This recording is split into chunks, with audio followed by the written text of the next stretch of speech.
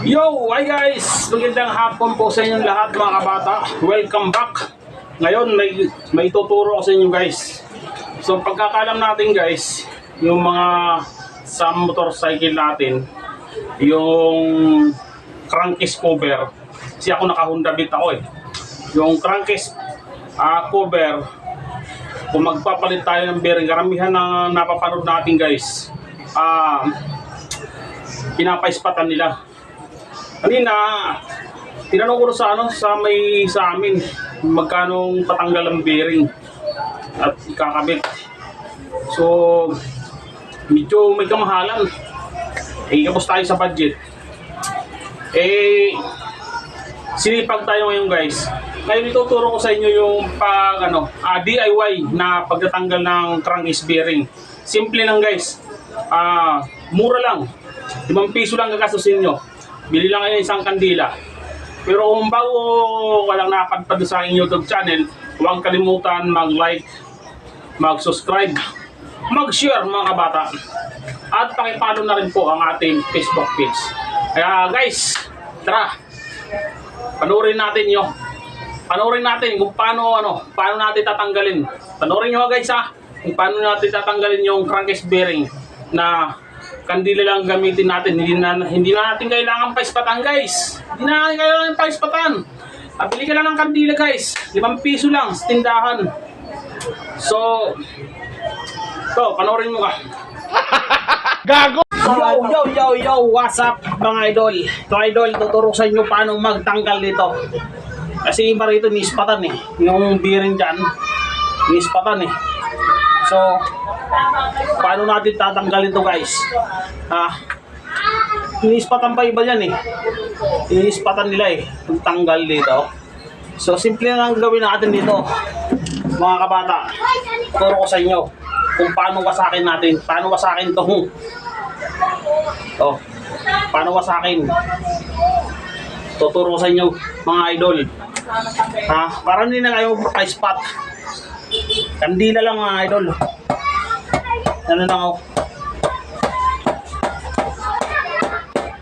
Paano magtanggal ang mga nut bearing idol. Ano lang tatawasin natin yan. Para makita na mga natin.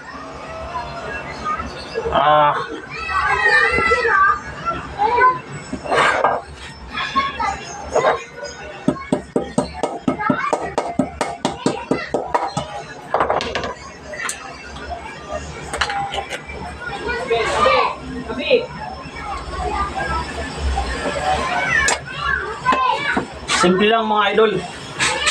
Hindi na kaya spatan. Mga idol. Ayan tatawasin lang natin. Kaya grabe itong mga sirani ko talaga. Ano sinisigil sa akin, mga kabata? Pagtanggal yan. Doon. Dito sa may Amis Tondo. 300 ispatan daw. Ispatan lang 300. Hindi ko mapapa-welding eh.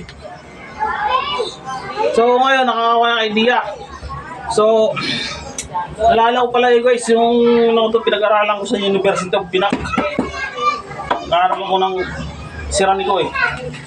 Joke lang. Simple guys, kilala kayo ng kandila, 1 piraso. Yung kandila, pasok yung ganyan. Sana 1 piraso lang, gano to? 2 piso lang yata eh. Pasok mong gano'n. Salamat pala sa tropa ko taga motor trade eh. Siya nagturo dyan. Joke lang. Kala niya. Yan palit ang bearing sa crankcase. Kasi medyo maganit na. Ang tanong dito guys, kasi inabili natin bearing, walang tanso sa gitna eh.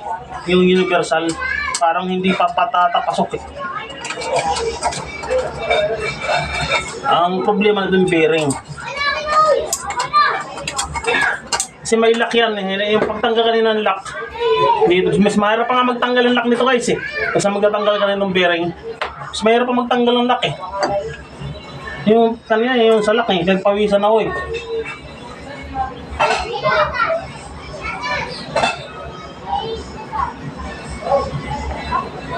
pawisan ako magtanggal sa crankcase bearing.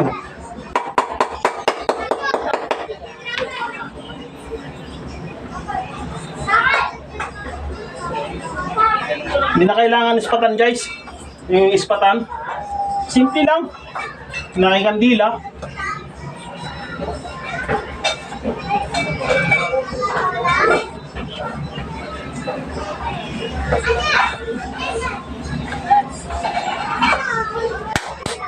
Silaw 300. Tanggal lang ng ano. Bukod, spot lang. Eh, magpapayad pa ako sa libor, magkabit ng bearing. Bibili pa akong rasa. Tanong, ayun lang. Medyo maluwang yung bearing na nabili natin. Mga kabata. Sa bearing tayo sumablay.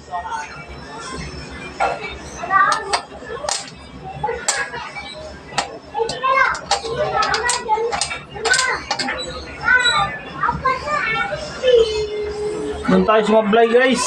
Bearing, maluwang. Maliw na natin, pang loob pala at ang crankcase sa lugar itong bearing. Kasi talagang may bearing pa maliit sa loob eh. Tapos may bearing dito sa takip yung crankcase cover. Sa bearing sumablay. Pang ano sa loob yata to. Ewan ko, tama, paki-comment below mga kabata kung tama ba itong medyo maliit pala. Kasi yung ano talaga nito guys, yung bearing nito, ang original bearing nito, para dito, may tanso rito sa ano, may tanso rito sa gitna. Tanso.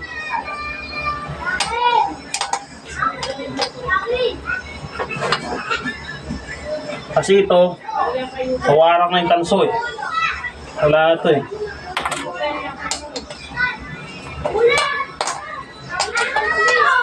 Pasukat sa ano, ito. Kaso, yung sa gitna niya, mga kabata.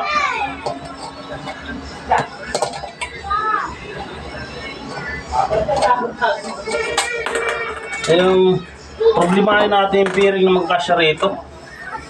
Diyan na kayo guys! Gago!